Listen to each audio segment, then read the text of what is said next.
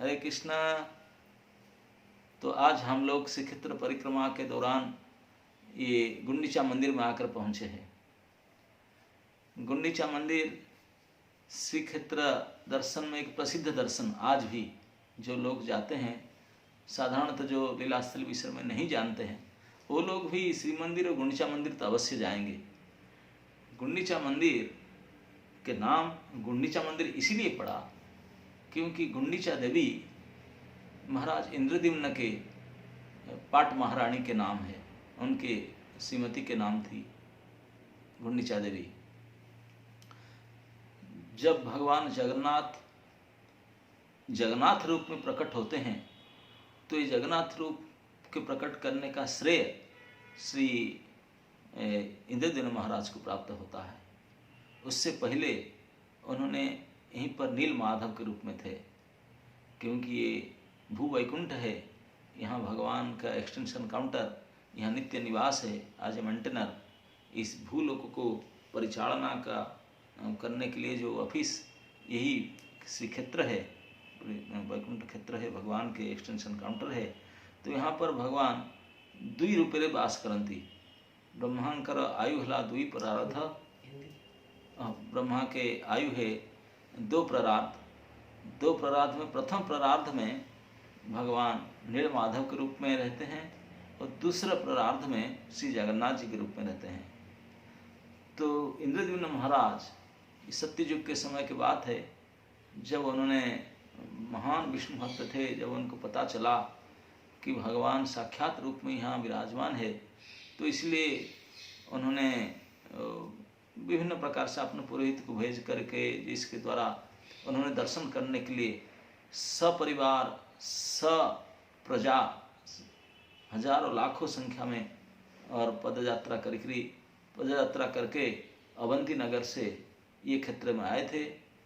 जब महानदी पार करके अब इस क्षेत्र को स्पर्श किए, तब उनको स्वप्नादेश हुआ कि नीलमाधव अंतर्धान हो चुके हैं। बड़े दुखी हुए थे। तो फिर नारद जी के सांत्वना से, नारद जी के कहने पर, तो उन्होंने आकर के यही स्थान में रुके थे। ये मंदिर तक था नहीं, यही स्थान में जब राजा आते हैं तो राजा के साथ उनके पूरा थाट बाट आता है, कितने मंत्री संतरी सेनापति और प्रजा, लाखों लोग आते हैं, घोड़े हाथी सब समन आता है। तो यहाँ उनका टेंट लगा था।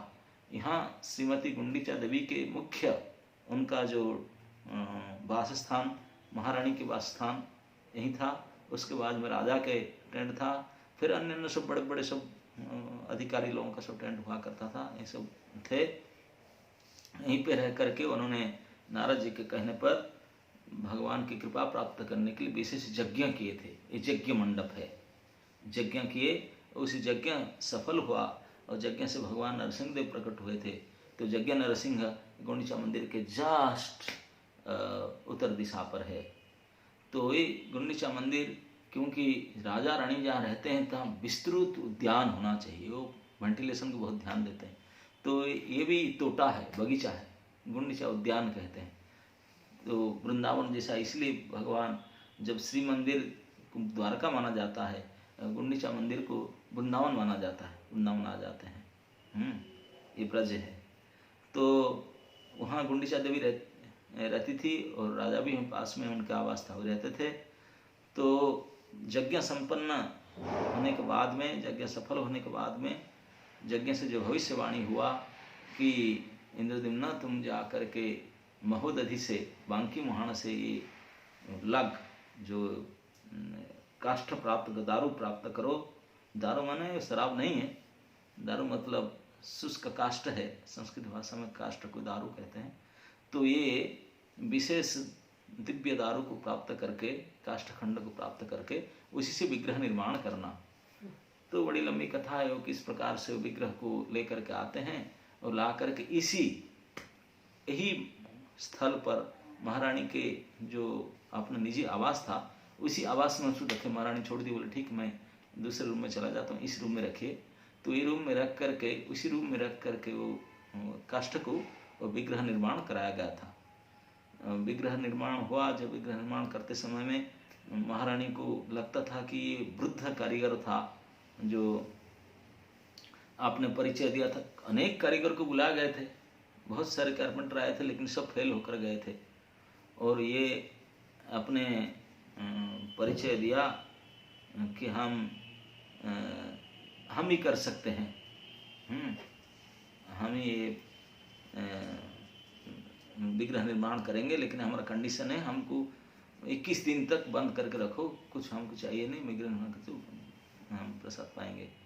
तो उनको डाउट था गुंडीचा महारानी की, तो प्रतिदिन आ करके देखते थे।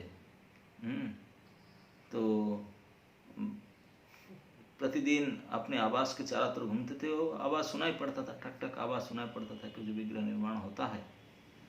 तो अनंत महाराणा अपना नाम बताया था, वो भगवान स्वयं आए थे अनंत कारपेंटर के रूप में, अनंत महाराणा के रूप में।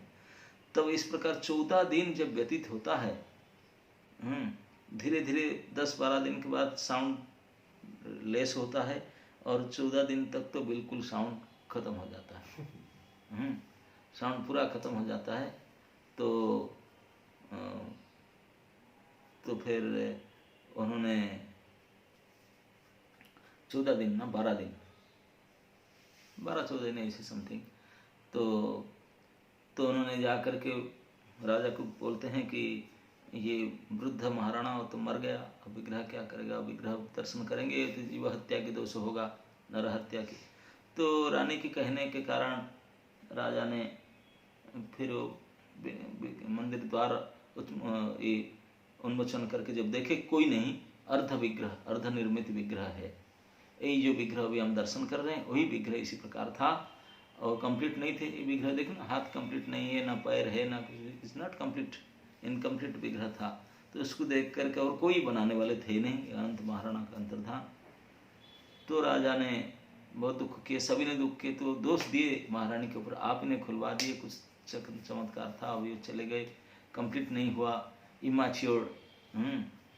तो देवी को लगा, गुंडीचा देवी को ही लग रहा था कि जैसे कोई प्री डिलीवरी होता है ना, 9 महीना में संतान होना चाहिए ना, और किसी के 7 महीना में हो जाए तो इमैच्योर रह जाएगा, इमैच्योर डिलीवरी। तो यही सोच रहे थे, अभी 1 हफ्ता बाकी रह गया, 9 दिन बाकी रह गया, इनकम्प्लीट, तो इमैच्योर डिलीवरी हो गया, दुख है, मैं क्यों इसे खोल कर खुलवा दिया, तो उनका मन में दुख था।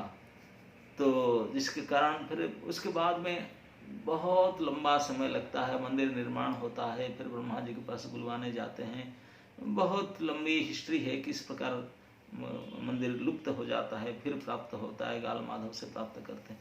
जो बड़े कठिनाई के साथ मंदिर प्रतिष्ठा किए इंद्रद्युम्न ने, जब ब्रह्मा जी के लोक से इंद्रद्युम्न और गुंडीचा महारानी वापस आते हैं, तो यहाँ हजार युग बीत जाता है, सब हिस्ट्री ज्योग्राफी चेंज हो जाता है, कोई नहीं पूछता किसको, कोई बचानते नहीं, ये जो रजिस्टर रेकड़ फेकड़ राजा का जमीन कोई पूछेगा नहीं। जब ब्रह्मा जी की कृपा से वो लोग मिले थे, लेकिन फिर भी काका भुसुंडी आदि के सहायता से तो फिर जगन्नाथ प्रतिष्ठा होते हैं। जिस दिन प्रतिष्ठा उत्सव होता है, तो उस दिन ब्रह्मा जी स्वयं प्रतिष्ठा करते हैं श्री जगन्नाथ बलदेव सुभद्रा सुदर्शन को। प्रतिष्ठा होने के बाद जगन्नाथ इतने प्रसन्न हो जाते हैं, प्रसन्न होकर के वरदान देते हैं कि राजा इंद्रद्युम्न, मैं बहुत प्रसन्न हूँ, तू तेरा जीवन के सर्वोच्च सब कुछ बिता करके किस निजी स्वार्थ के बिना मुझे प्रतिष्ठा किया और मुझे पूजा किया, आज मेरा प्रथम आरती हुआ, तो क्या वरदान मांगते हैं मांगो, मैं वरदान देना चाहता हूँ। तो इंद्रद्युम्न राजा बोले कि जब आप प्रसन्न होगे मुझे वो क्या चाहिए, मुझे यही आशा था कि मैं आपको प्रसन्न कर पाऊँ, और आप प्रसन्न होगे, खुद आपके श्रीमुख से बोल ही रहे, तो हार्ट मोर आई वांट, मुझे वो क्या कुछ नहीं चाहिए, बस मैं भी तृप्त हूँ, जब आप तृप्त हैं मैं भी तृप्त हूँ, मुझे कुछ नहीं चाहिए। अब पूरी जनता देख रहा था, फर्स्ट आरती था उस दिन, नेत्रोन्मीलन का आरती, और ब्रह्मा जी वगैरह सब थे उनके साथ, उनके रानी गुंडीचा भी थी। बोले कुछ मांग नहीं, तो जगन्नाथ बोले नहीं नहीं, मैं वरद राज हूँ, वर देने में राजा, मैं जब प्रकट खुश हूँ तो मैं कुछ तो दूंगा, मेरे से कुछ नहीं मांगोगे तो आगे चल करके मेरे पास लोग नहीं आएंगे। बोले क्यों? तो लोग बोलेंगे देखो ये राजा ने पूरा अपने लाइफ बर्बाद किया, ठाकुर जी के लिए क्या मिला उनको, उनका भी कुछ बाल बच्चे नहीं है, और कुछ भी नहीं दिए ठाकुर जी उसको, तो इसलिए मेरा मार्केट खराब हो जाएगा, तो कुछ तो मांगो, मैं कुछ देता हूँ ताकि लोग आएंगे। सभी लोग तो ये थे निष्कामी हैं, सकामी तो कुछ होंगे। तो महाराज इंद्रदुम्न तो मेरी इच्छा से मांगो ना, हाँ तुम्हारा जो इच्छा मांगो। तो इंद्रदुम्न महाराज से कुछ वर मांगे थे, उसमें से एक वर था कि मैं चाहता हूँ अगर आप प्रसन्न हो प्रभु, तो मैं चाहता हूँ कि मेरे से कोई संतान उत्पन्न ना हो, मैं निर्वंश हो जाऊं, मेरे वंश लोप हो जाए। पूरी सब प्रजा बोली ये कि पागल हो गया क्या, रानी गुंडीचा रोने लगी, बोली ये तो पागल हो गए।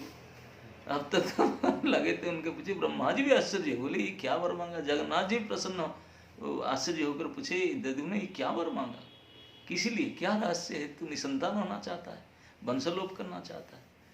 तो इंद्रद्युम्न महाराज बोले कि प्रभु आप पूछते हैं तो मैं बताता हूँ, सच मेरा यही इच्छा है कि मैं मेरे जीवन के अधिकांश समय बिता करके आपको प्रतिष्ठा करने में सफल काम हो पाया और ये कर पाया। तो इसलिए मैं नहीं चाहता हूँ कि इतने युग बिता करके, इतने परिश्रम करके, इतने तकलीफ करके उठा तो मैं चला जाऊंगा, मेरा कोई पुत्र होंगे, पुत्र पुत्री, तो मैं चले जाने के, मर जाने के बाद वो लोग बोलेंगे ये हमारे बाप के ठाकुर है, हमारे मंदिर है, हमारे पिताजी का मंदिर है, वो प्राइवेट प्रॉपर्टी करके बैठेंगे और ये सब करें। ना ना ना, मैं नहीं चाहता हूँ। मैं जितने परिश्रम उठा करके आपको स्थापना किया हूँ, मैं चाहता हूँ कि आप कोई व्यक्ति के रूप में न रह करके संपूर्ण जगत के होकर रहिए।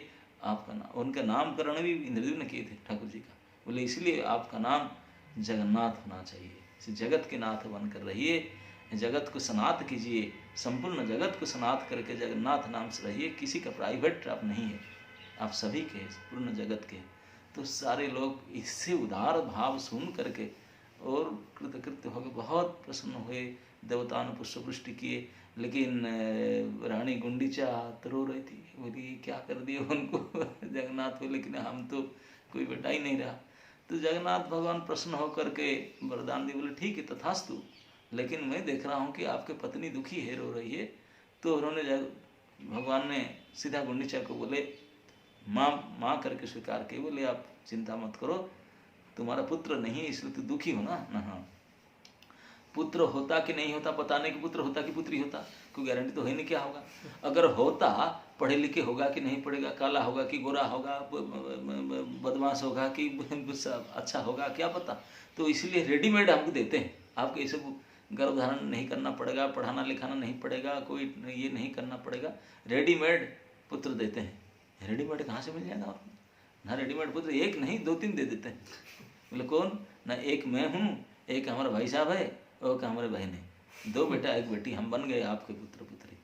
भगवान स्वयं आपने मुख से राजी खुशी से उनके पुत्र पुत्री बनने के लिए तैयार, पूरे होल पब्लिक के सामने ब्रह्मा आदि सबके सामने घोषणा की मैं आपके पुत्र।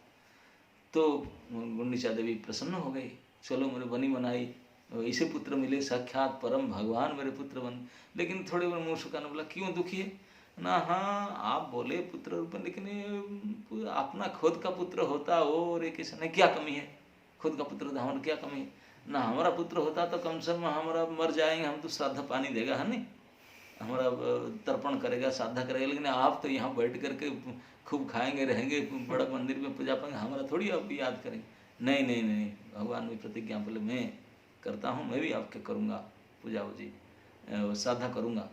तो अभी भी श्राद्ध वेश होते हैं जगन्नाथ बलदेव, और बिल्कुल धोती बांध के पगड़ी बांध करके कुशबुट लगा करके उन गुंडीचा और इंद्रद्युम्न के लिए श्राद्ध पिंडदान तर्पण ब्राह्मण भोजन कराते हैं अद्यावधि। बोले मैं करते रहूँगा, बाकी लड़के होते तो पता नहीं कब तक करेंगे, लेकिन मैं तो जब तक चंद्र सूर्य रहेगा तब तक मैं करते रहूँगा, जब तक मैं रहूँगा तब तक करते रहूँगा आपका। तो खुश हो गया, बोला लेकिन और एक बात ना, अगर घर में मेरा पुत्र होता तो मेरे पास कभी आता, कभी बैठता खाता, लेकिन आप थोड़ी ना आएंगे आप इधर। तो भगवान बोले थे कि नहीं नहीं नहीं, आपका मन में जो दुख है मुझे पता है, कि आप सोचते हैं कि मैं प्रीमैच्योर हो गया इसलिए मेरे हाथ पैर नहीं है, और मैं अगर 9 दिन रहता तो 1 हफ्ता और रुक जाता तो अच्छा रहता। तो 1 हफ्ता के जो कमी रह गया था, मैं हर साल आपके पास आऊँगा, आपको वरदान देता हूँ, आपके पास हर साल 1 हफ्ता के लिए आऊँगा, जाने में 1 दिन, आने में 1 दिन, रहूँगा 1 हफ्ता, टोटल 9 दिन का यात्रा होगा और आपके पास रहूँगा, आपको माँ करके स्वीकार किया हूँ और आपके पास जो आप देंगे आपके पास रहे। तो इस प्रकार जिसको माँ करके स्वीकार की, अपनी माँ तो जसमती हैं और वो माँ हुआ तो माँ के बहन हुआ, तो इसलिए उनको मौसी कहा जाता है। हम लोग के बोलते हैं ये जगन्नाथ जी के मासिर बाड़ी, मासी है। तो मासी मंदिर, अनेक जगह में उसको मासी मंदिर कहते हैं। मासी मंदिर, माँ के बहन को मासी कहा जाता है। तो जगन्नाथ जी यहाँ आते हैं हर साल 9 दिन यात्रा में, वहीं रहते हैं। तो गुंडीचा देवी जगन्नाथ जी की बनी बनाई मदर है और श्री इंद्रद्युम्न महाराज के पत्नी है। तो इस मंदिर में साल में केवल 9 दिन ठाकुर आते हैं। 9 दिन नहीं, 1 हफ्ता, एक हफ्ता के लिए आते हैं। 1 हफ्ता ठाकुर, बाकी पूरे साल भर खाली रहता है। लेकिन वहाँ पर 7 दिन के लिए सारी व्यवस्था है, जो श्री मंदिर में जैसी व्यवस्था है ऐसे ही रोस घर, मतलब किचन है, ऐसे ही कुआं है, ऐसे ही 2 गेट, ये गेट में जाएंगे, एक गेट में निकलेंगे, सारी व्यवस्था बिल्कुल ऐसी व्यवस्था है। और उसको बोलते हैं यज्ञ वेदी या ब्रह्म वेदी, क्योंकि वहीं उन जन्म स्थान है, जन्म वेदी कहा जाता है।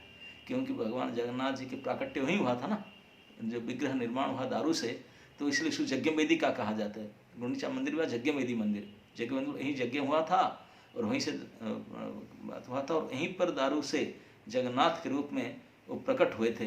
तो इसलिए जगन्नाथ जी के जन्म स्थान है, यहाँ मौसी का घर है और जन्म वेदी या जन्म स्थान है। तो वहीं पे भगवान जाते हैं हर साल, वहाँ पूरा करने के लिए 1 हफ्ता माँ को जो वचन दिए थे, इस प्रकार जाते हैं। तो इस प्रकार गुंडीचा देवी मंदिर, गुंडीचा महारानी की मंदिर है, वहाँ हर साल रथ यात्रा के उत्सव में वहाँ जाया करते हैं जगन्नाथ। श्री गुंडीचा मंदिर की